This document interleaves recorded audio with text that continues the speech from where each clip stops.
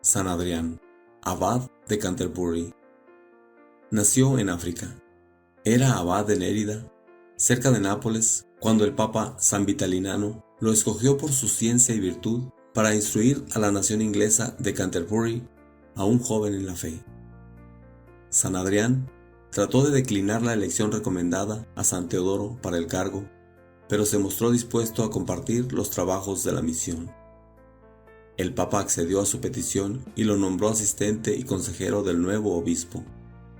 San Teodoro lo nombró abad del monasterio de San Pedro y San Pablo de Canterbury, donde nuestro santo enseñó el griego, el latín, la ciencia de los padres y sobre todo la virtud.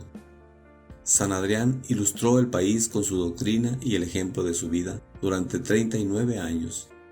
Murió el 9 de enero del año 710. Dios te bendiga.